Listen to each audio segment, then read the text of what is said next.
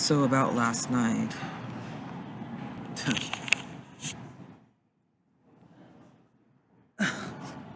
about last night. So I placed a phone call to the non-emergency number for the Milwaukee Police Department. And I did that because I was being followed by a numerous amount of police vehicles. There were three that I mentioned. Two of them were four-door SUV type of vehicles. Two of them were, wait, I think both of them were SUV four-door model vehicles. And the third one was a van, literally a van. I don't really know. So when I spoke to the person with the non-emergency, she said maybe they're patrolling. Maybe they're patrolling the area. Maybe they're patrolling me.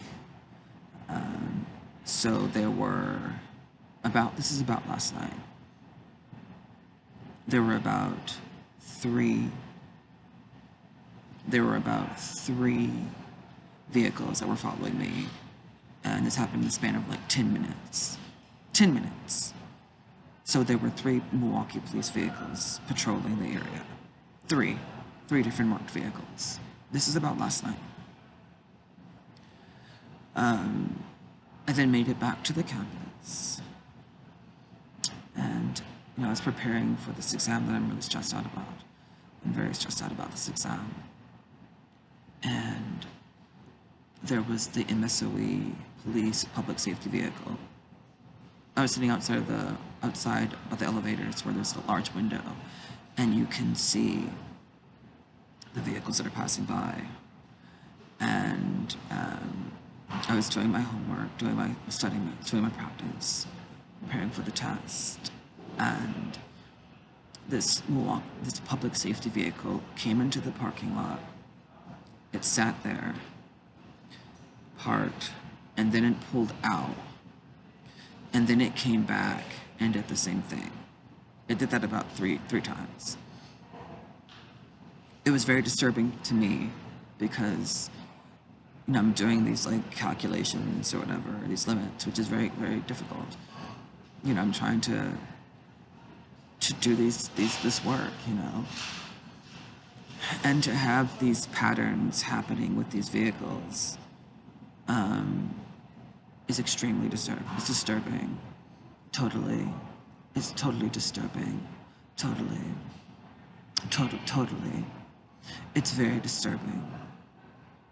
Now, I'm accustomed and I'm used to being followed and stalked by marked vehicles and the sirens and the noise. I'm used to it because of the things that transpired when I was living in New York. Rhode Island wasn't...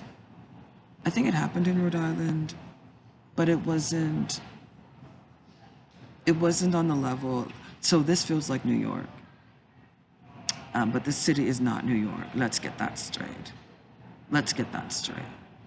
This is not New York, New York. Let's get that straight.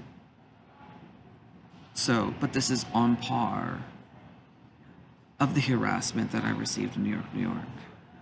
This is on par. Rhode Island, the police weren't following me in Rhode Island. No, they really weren't. So this is really taking it back to New York, New York. And so being followed by the public safety here at MSOE is very alarming and extremely disturbing. Being followed by the Milwaukee City Police is very alarming and very disturbing. Truly disturbing. And so yesterday was truly a horrible day for me. It was truly a horrible day. Truly horrible. Totally. It's totally horrible. So And I told myself that whenever it gets obnoxious and out of hand, out of control, I have to make a statement, and that statement is to call the non-emergency and let them know what's going on. I think that it's really important that I do that as an individual, as a citizen, as a person with rights. And so, I don't really think people are considering what it's doing to me as an individual. I think people are just literally don't give a fuck. People don't give a damn. People don't care. They literally don't give a fuck. They're impeding on my civil rights, my liberty, my privacy. These people, literally, they don't give a fuck. They don't care. These people do anything to cling on and just live off of other people. They don't care. They'll just do whatever. And so, yesterday was a horrible day. From sun up to sundown, it was a horrible day. Incredibly horrible day. Totally. So, complaining, there was something about complaining. I have every single right, every single motherfucking right to complain. I have every single right on this green earth, planet Earth, to complain. And I have a lot to complain about. Totally.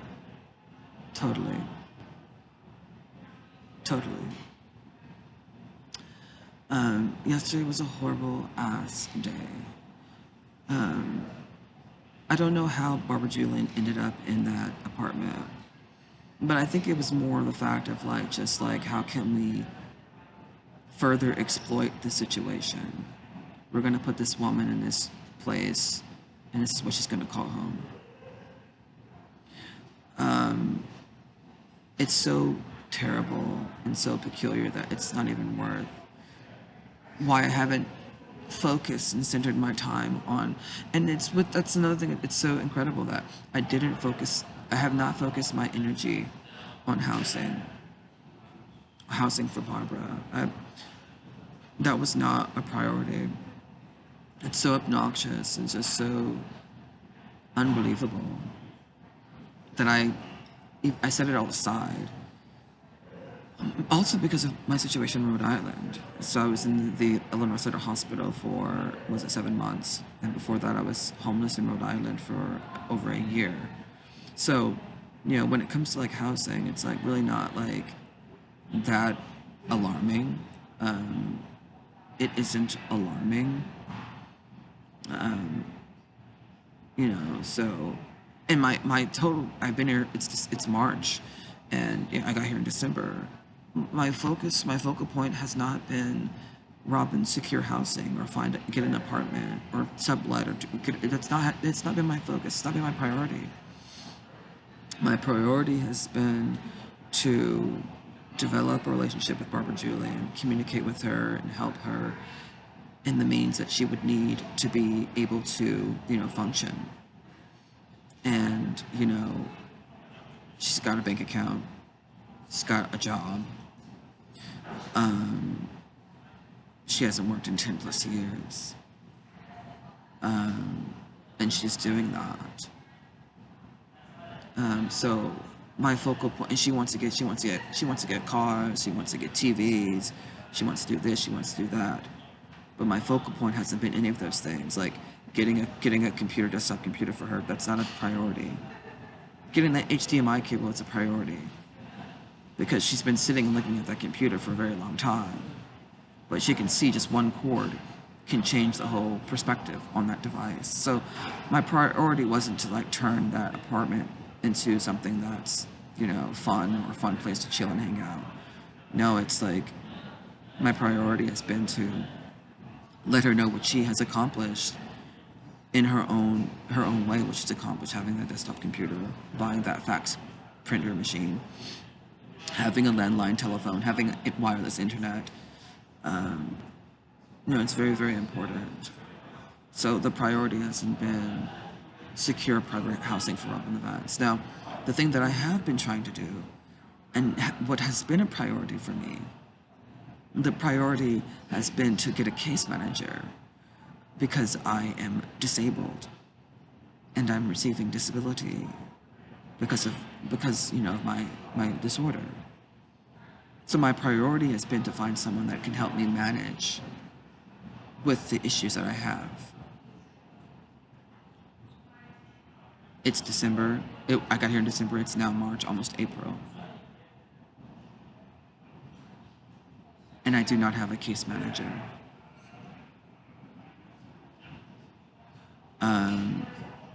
The foolery going on with this whole process is beyond my imagination. Phone interviews, house visits, all of this, it's beyond my comprehension. So even saying getting a case manager to find an apartment or locate it, those are things that I can do on my own. But I'm not doing them because the services are provided because of my disability. And because of my disability, I have those rights to obtain help in that respect, in that regard. And so that's what I've tried to follow.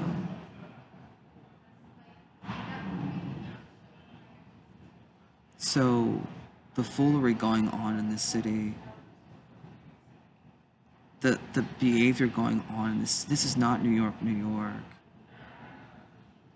where the police vehicles are following me and the sirens are going off, where there are multimillionaires, where there are very, very wealthy people in a small proximity. This is not that. I'm talking to people on the phone that can't even read or write. This is not that. This is not that at all. This is not Chicago.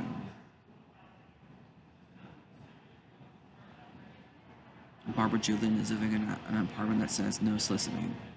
A big ass picture fucking on her door saying no soliciting.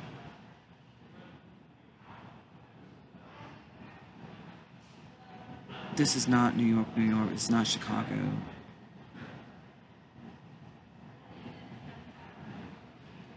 People, the state of Wisconsin, if I'm being completely honest, has provided food stamps. That's it.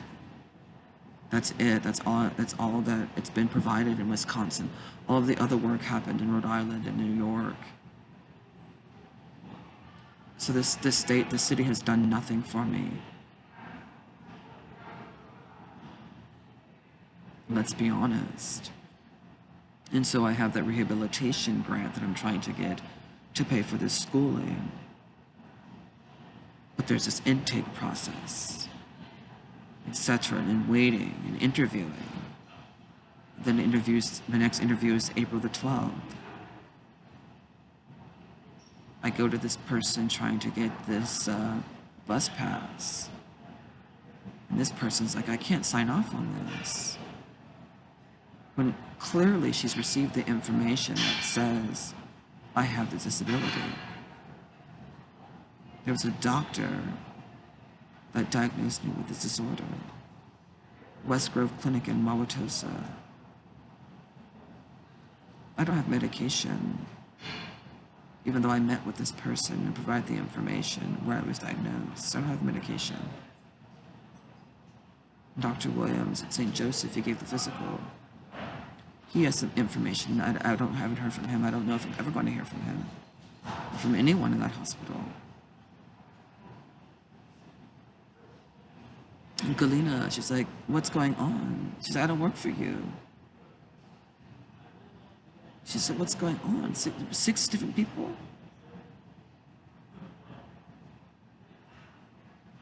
But I have been focused. Started with MATC, the UWM, now here at MSOE.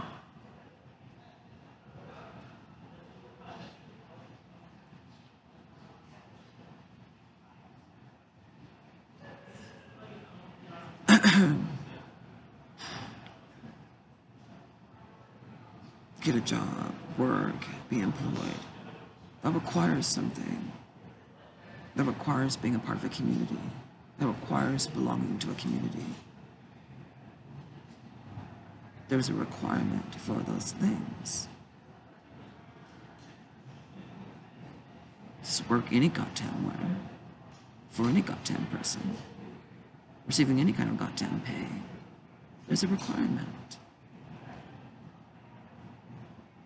So there's someone making a grand entrance in my video, sweeping the goddamn floor.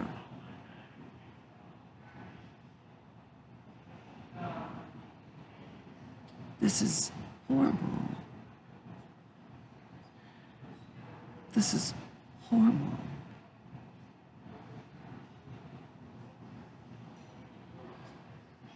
This is horrible.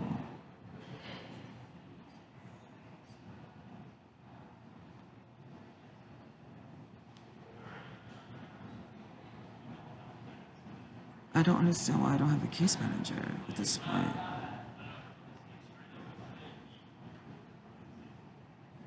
Why I don't have my medication.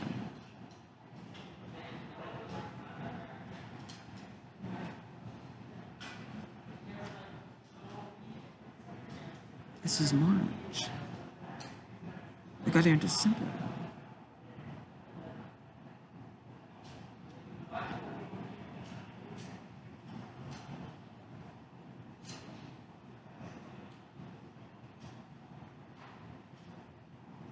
So about last night, it was a horrible day yesterday. It was a horrible day. We got the grand entrance person sweeping the goddamn floor.